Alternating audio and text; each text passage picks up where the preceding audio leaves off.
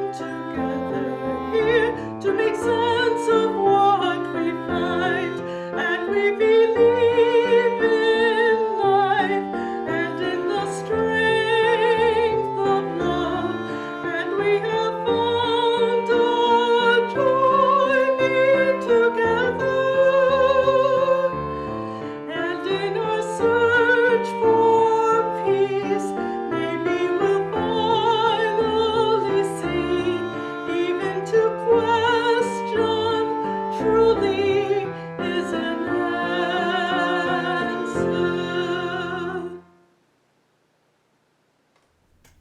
You looked at me with fascination. To you, I didn't look like God. I just looked like some man, or possibly a woman, some vague authority figure maybe.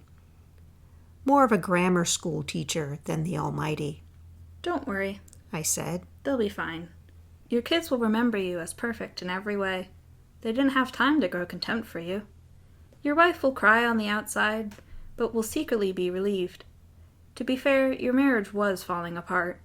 If it's any consolation, she'll feel very guilty for feeling relieved. Oh, You said. so what happens now? Do I go to heaven or hell or something? Neither. I said. You'll be reincarnated. Ah, You said. so the Hindus were right. All religions are right in their own way. I said. Walk with me. You followed along as we strode through the void. Where are we going? Nowhere in particular. I said. It's just nice to walk while we talk. So what's the point then? You asked. When I get reborn, I'll just be a blank slate, right? A baby. So all my experiences and everything I did in this life won't matter. Not so. I said. You have within you all the knowledge and experiences of all your past lives. You just don't remember them right now.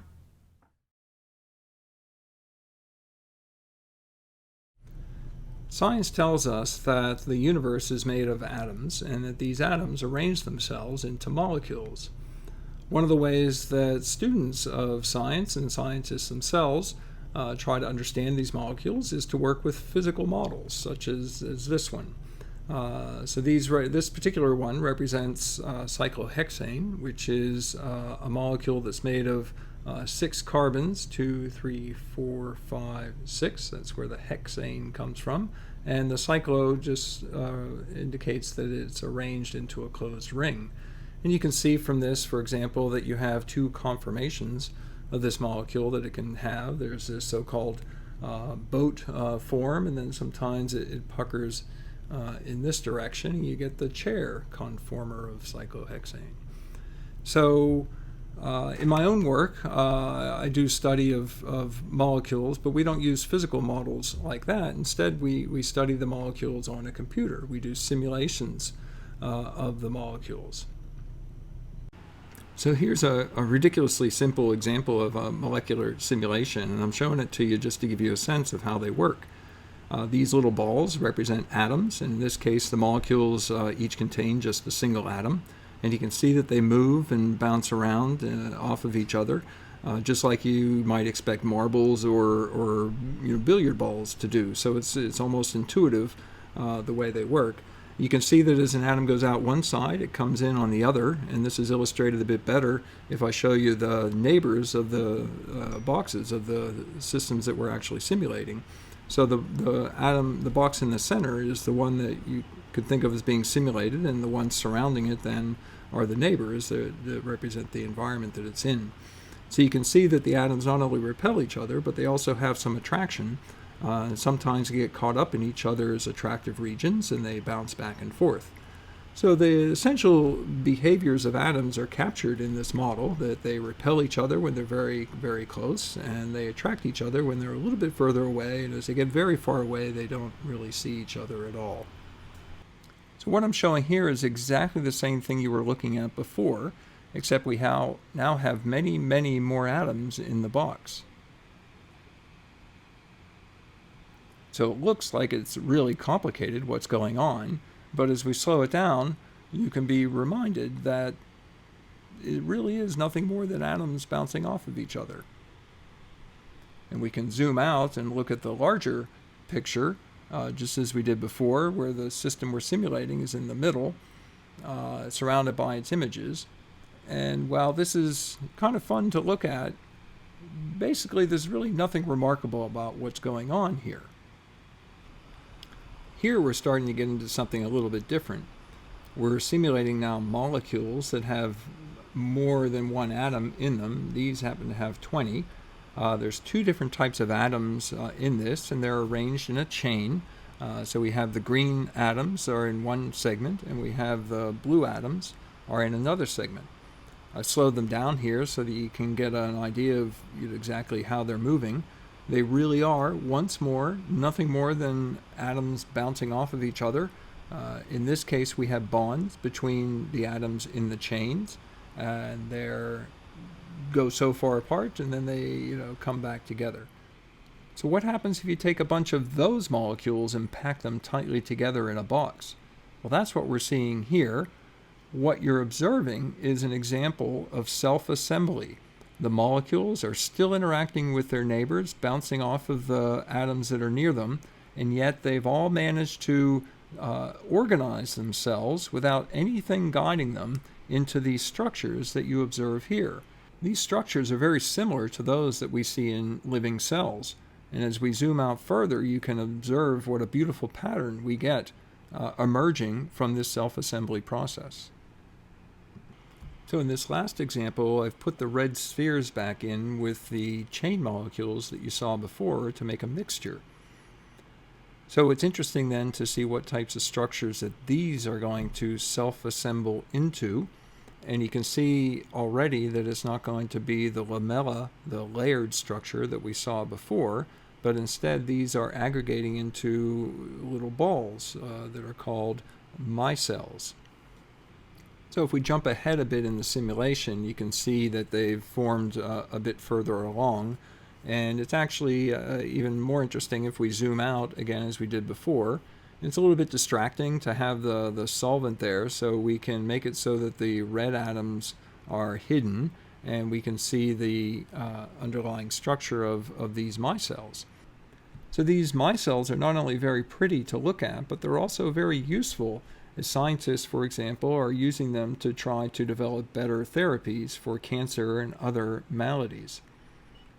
It's remarkable to remember that these beautiful and useful structures emerged all on their own through this process of self-assembly. So what lessons can we learn from this? Well, we've observed in these physical systems, first, that very complex, interesting, and useful outcomes can emerge from a collection of many simple grassroots types of interactions. And then second, that diversity is really a key element in making this happen. That if you have a homogeneous collection of things, even if you have many of them interacting, the outcomes that you get aren't nearly as impressive as if you have some variety in there. It's really the interplay of different things that amplifies this process and makes it work. Does that sound familiar? While I would be reluctant to draw any hard conclusions about human systems based on these observations of physical systems, I think what we have here is something that's a bit stronger than an analogy, that there are common rules that apply in both cases. And these two rules, as they pertain here, are first that the power of collective grassroots interactions to produce something that is more than the sum of its parts, often quite an unpredictable outcome. And second, the value of diversity in making this happen. It's important to bring people together who have different backgrounds, strengths, and skills in order to make the best outcome happen. I stopped walking and took you by the shoulders. Your soul is more magnificent, beautiful, and gigantic than you can possibly imagine. A human mind can only contain a tiny fraction of what you are. It's like sticking your finger in a glass of water to see if it's hot or cold. You put a tiny part of yourself into the vessel, and when you bring it back out, you've gained all the experiences it had.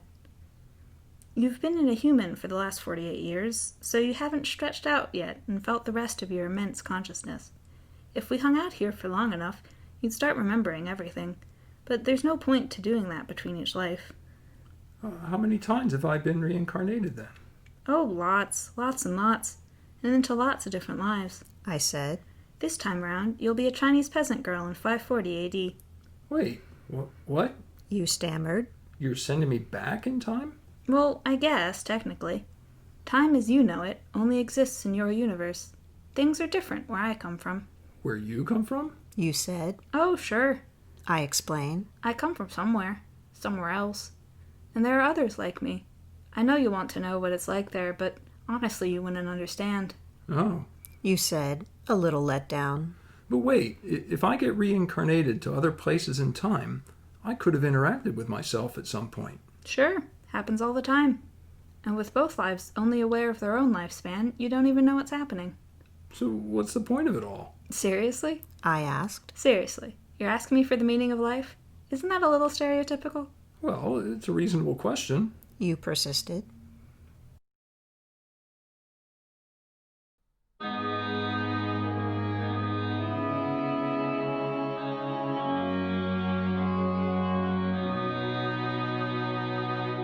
Spirit of life, come unto me. Sing in my heart all the stirrings of compassion. Blow in the wind, rise in the sea, move in the hand, giving life the shape of justice. Roots hold me close, wings set me free. Spirit of life, come to me, come to me.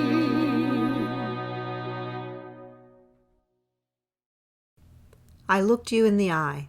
The meaning of life, the reason I made this whole universe, is for you to mature. You mean mankind? You want us to mature? No, just you. I made this whole universe for you. With each new life, you grow and mature and become a larger and greater intellect. Just me? What about everyone else? There is no one else. I said. In this universe, there's just you and me. You stared blankly at me. But all the people on Earth?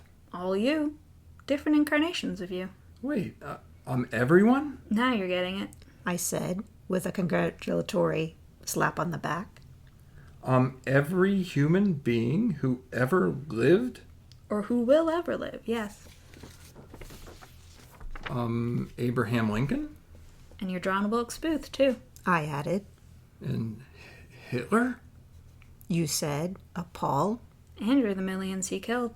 I'm Jesus? And you're everyone who followed him. You fell silent.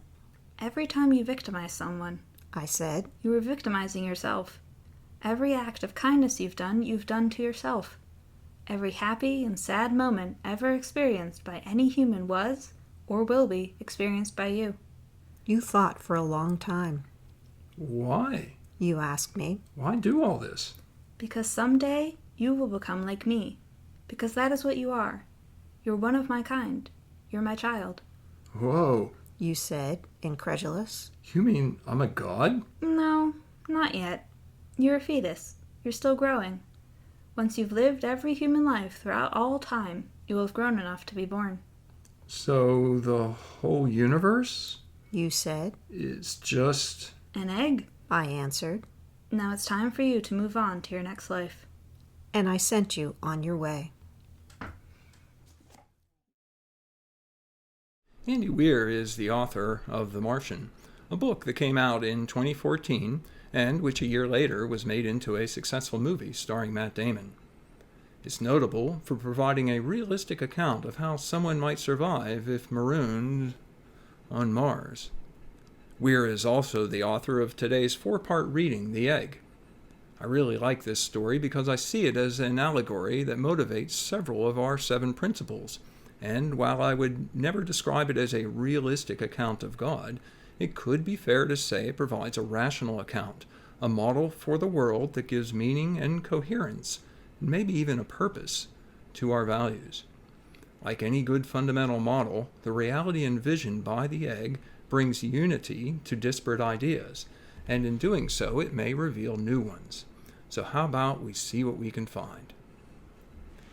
Every year, my family sends out a holiday newsletter, which we call Instant Coffee. I send it only to people that I've given up trying to favorably impress. It started in 2000 when I heard an NPR piece about holiday newsletters and about how they're either too boring or too boastful or both, and that they could be better if people tried to make them more fun. We never had a newsletter before this, but we gave it a try, with the first headline being, "Thanksgiving Storm Leaves East Amherst Family Without Story to Tell," telling our out-of-state friends how a snowstorm that made national news actually, and as usual, wasn't so bad where we lived, so we didn't have any interesting stories to relate to them. We included the other items and a couple black and white photos. The people who liked it told us so, and those who thought it was stupid didn't say anything, and it's been that way ever since. Other headlines that have appeared over the years include "Dave Screams at Old Friends," about my high school reunion where the music was too loud, and "Strange relativistic effect hampers efforts of East Amherst kids to complete assignments," about, well, that one's obvious, isn't it? And one year when Jocelyn's softball championship team each received a nightmare-fueled trophy. Ever since the kids have grown up, there has been a lot less material to work with, so I try to tackle personal, serious themes such as, why do I have so many empty boxes in my attic? Why do I yell at my phone when it doesn't understand simple voice commands? Every year I mail it out and immediately feel intensely embarrassed. I should call it instant regret. Anyway, I keep doing it as it gives an outlet for my creativity and sense of humor, such as it is. So you might learn from this that I often find amusement in absurd statements. For example, someone will advise me to do something that's for my own good. "Be true to your teeth, or they'll be false to you," is what my father always said. And I'll reply, maybe to myself, "So, if my teeth fall out someday, well, that's future Dave's problem. What do I care about his teeth? He's a jerk anyway." So why is that absurd? Well, it seems silly to even have to explain it. Future Dave is me, albeit not me now. Future Dave is not a different person, yet he is. Am I the man I was when I was 18 years old? I mean, geez, that guy was a Republican. Sure, I'm grateful to him and all the uncountable past Daves for what he did for me, but really, why did he care? Why did he care about me? Past Dave spent all that time in school studying when he could have been out having fun. And that was for me? He could have had ice cream and pie and chocolate after dinner every day. Dealing with the consequences would be my problem, not his. And for all the good he did for me, well, I can't repay him for that, can I? So why did he care? Why do we look out for our future selves? People we'll never even meet. Jack LaLanne is known as the godfather of modern fitness. He was born in 1914 and lived for 96 years along the way, making a name for himself as a promoter of fitness and nutrition for the masses, arguably the first of many now. Jack LaLanne had one rule for eating: if it tastes good, spit it out. This is a pretty extreme example of putting off pleasure now for the benefit of your future self. It's kind of virtuous, admirable, dare I say selfless, the type of person you wish you could be. Indeed, is it fair? Is it moral for past Dave to do anything else? Shouldn't he rightly follow 24 hours a day, 7 days a week, the Jack LaLanne rule of eating? What right does he have to enjoy himself, to have an occasional piece of pie, or to watch a mindless TV show, given that it reduces my health or my success by some small amount? Or worse, shorten our life, robbing some future Dave of his day in the sun. But still, where does it end? Do I sacrifice all my happiness until my last day, when I can finally cash in all those chips, guilt-free, assuming I'm able? That makes no sense at all. There must be an optimum, some kind of balance that's best. All these different Daves are constantly living out this balance. Should I look after future Dave, or should I undermine him to my own benefit?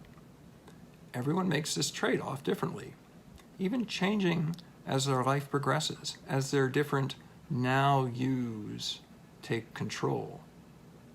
Still, we're encouraged from an early age to be considerate of future you, that if you're stoic and don't overindulge in vices, that makes you virtuous.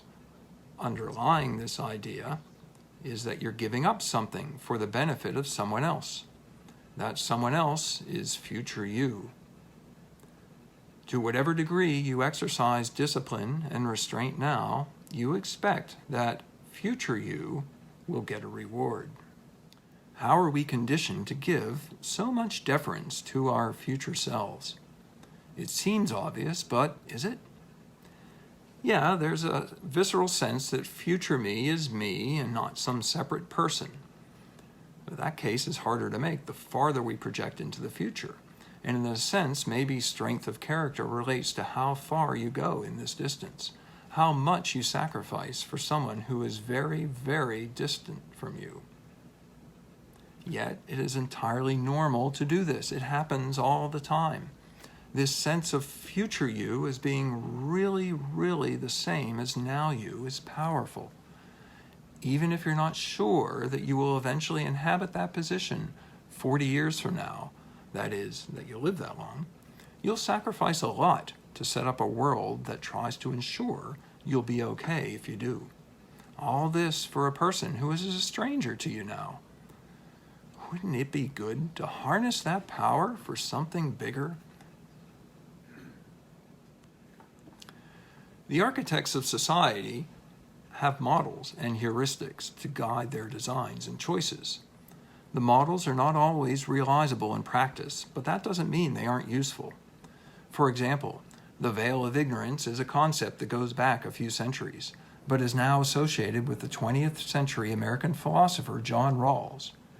Paraphrasing Wikipedia, in Rawls' hypothetical scenario, a group of persons is set the task of reaching an agreement about the kind of political and economic structure they want for a society, which they will then inhabit. Each individual, however, deliberates behind a veil of ignorance. Each lacks knowledge, for example, of his or her gender, race, age, intelligence, wealth, skills, education, and religion. The designers are motivated to spread the happiness and minimize the pain because they don't want to risk drawing a bad role in the society that they design. The veil of ignorance is a hypothetical scenario in that societal planners do in fact know their station in life and how they'll be impacted, but it still can guide their thinking, assuming they act in good faith. It's not a bad scheme to ensure fairness, is it?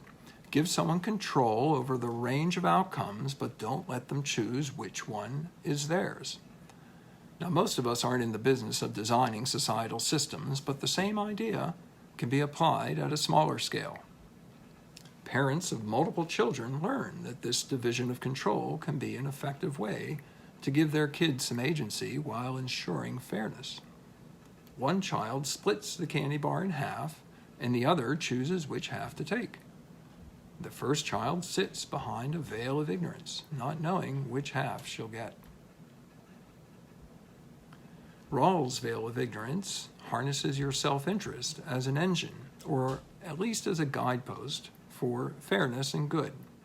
Is it the veil of ignorance that keeps things fair between you and future you? Well, not really. You, right now, can split the candy however you want and keep whichever piece you want to have. Or you can keep all of it. But often you don't. Sometimes you give it all away to future you. Why? Well, it's still self-interest that drives you to do that, isn't it? It's that powerful sense of connection between now you and future you. A common self. A common self-interest. It's a baked-in congenital model for how and why to do right, at least as it relates to that one person living way off into the future. So here's the question. Must that person you'll be 2 years from now be more important than the person across the street from you today, or across the ocean, or living in a future century? What if, like in today's reading, that person across the ocean, all of those people were you too? What if, just as a hypothetical model, a little trick for your mind, a guide for your own morality, you viewed every person the same way that you view future you? Not necessarily with the immediate concern that you ascribe to now you, but still with the import of someone you will be or have been. How would you treat someone that you see this way? Would you have more empathy? Wouldn't you give up more to improve their lives? This notion of commonality, of oneness, that we're all in this together, is a major theme in many moral structures, but it's never quite cast in this form, where you adhere to the golden rule in exactly the same way that you try to make a good life for your future self, which, remember, does not require that you spit out everything that tastes good. Do it not because of altruism, do it because you're selfish. But yourself is eventually everyone.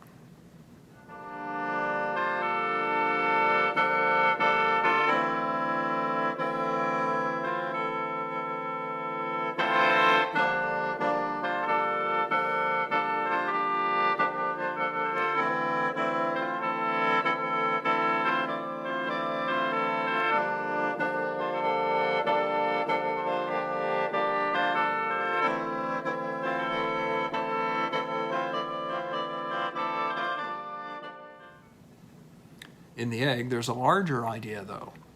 The story is not so much a prescription for how to treat one another, although it can be used to motivate that. Rather, the story's denouement revealed a larger idea: humanity as the embryo for a god. That is, from the accumulation of all the lives and experiences of humankind can emerge something new and grand, yet something that is also mysterious and probably beyond our individual understanding. A creation this grand surpasses our mortal existence. Still, we can adopt this model to assemble something that's maybe just semi-grand, but still consequential. By absorbing the lives of other people, by becoming meaningfully interconnected, we become a part of something bigger than us. This argues for us to seek experiences that enrich us culturally. Travel, reading biographies, learning a new language, eating the food of other ethnicities, listening to unfamiliar music, learning about the practices of other cultures, even while not being fully immersed in those lives. The metaphor used in the egg was sticking your finger into a glass of water to see if it's hot or cold. You put a tiny part of yourself into the vessel, and when you bring it back out, you've gained all the experiences it had. It's easier to have empathy for people who share something with you. And really, who has more in common with you? The same memories, the same traditions, the same friends than your past and future versions of yourself. So is that what makes all these versions of you care for each other so much? This familiarity, deep familiarity you have with each other? Could be. We cannot be that close to anyone else, but still, forging such ties with other people can make them more akin to you, more a part of you, more into someone as vital as future you. When we don't have that interaction, other people are, well, just other people, a remote, faceless multitude, just a notch above pure statistics. For better or worse, this is how human nature works. If we don't cultivate these experiences, these connections, we become parochial and fall prey to a worldview that begets racism, xenophobia, and bigotry. It's easy to hate what you don't understand. But if we cultivate a broader range of experiences, we invest ourselves in a broader swath of humanity. We feel more empathy. We become better people. Then, maybe, from us emerges a smaller, mortal God, filled not with hate, but love.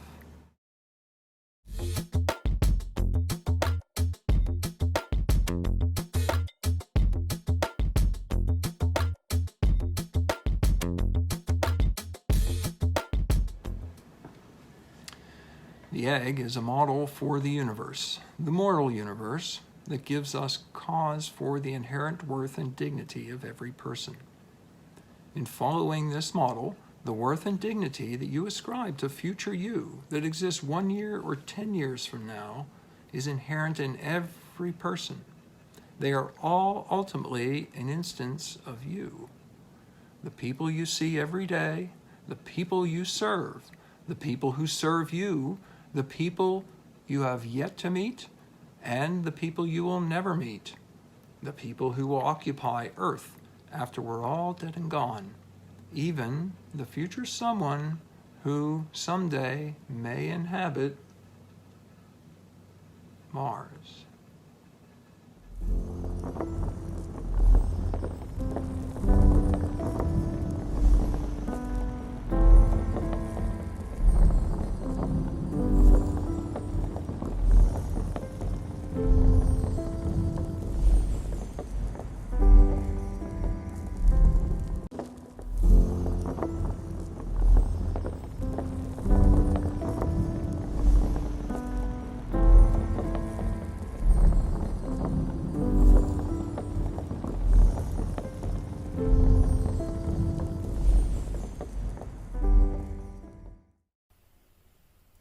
We'll now extinguish our chalice.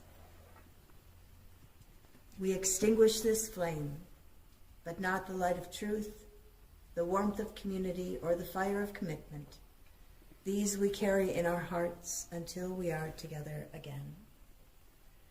Travel light and travel easy, till I see you once again.